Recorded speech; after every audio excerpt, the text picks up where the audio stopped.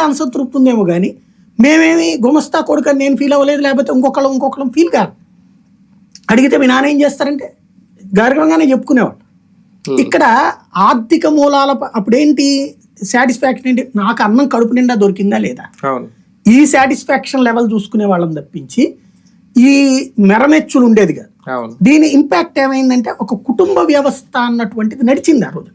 ఉమ్మడి కుటుంబ వ్యవస్థ నడిచినప్పుడు మనలో వచ్చే తేడాని ఇంట్లో ఎవరో ఒకరు కనిపెడతారు. మగాడిలో వచ్చే తేడా అయినా ఆడపిల్లలో వచ్చే తేడా అయినా సరే వెంట కనిపెట్టి ఎరా మీ వాడు చూడు ఈ మధ్యన ఏదో చేస్తున్నట్టున్నాడు కొంచెం అని, ఎరా మేనల్లుడు నేను అక్క నేను అత్త నేను బాబాయ్ అన్ను, ఏందిరా నువ్వు ఈ మధ్యన కొంచెం అమ్మాయి వెనకాల తిరుగుతున్నట్టున్నావు, ఏంటి నీలో ఈ పిచ్చ పెరుగుతుంది ఏంట్రా, ఈ వయసు ఏంటి, నువ్వేంటి, ఈ వయసులో కొంచెం ఫీలింగ్స్ ఉంటాయి తగ్గించుకో, నువ్వు దాని బదులు బాగా చదవాలి లేకపోతే వ్యవసాయంలోకి రా, ఇట్లాగా ఇక్కడే కంట్రోల్ ఉండే. ఇంకోటి అంతా చూస్తున్నారన్న భయం ఉండే, ఇది పోయింది. తర్వాత మనం వ్యక్తి కుటుంబాల్లోకి వచ్చాం, అంతవరకు కూడా కంట్రోల్ ఉంది.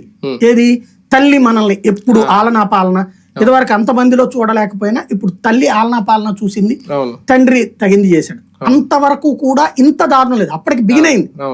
ఎప్పుడైతే మన బిడ్డలు అద్భుతంగా ప్రపంచమంతా మెచ్చుకునేలాగా ఉండాలి, లేకపోతే గనక ఒక చుట్టూ ఉన్న సొసైటీ కోసం మనం బతకడం ప్రారంభించాం. మన కోసం మనం బతకట్లా, మన కుటుంబం కోసం మనం బతకట్లా. అవతలోడికి ₹1,00,000 సంపాదిస్తున్నాడు, నేను ₹1,10,000 సంపాదించాలి. అవతలోడు ఢిల్లీ పబ్లిక్ స్కూల్ వేసాడంటే అంతకంటే ఇంకో ₹10,000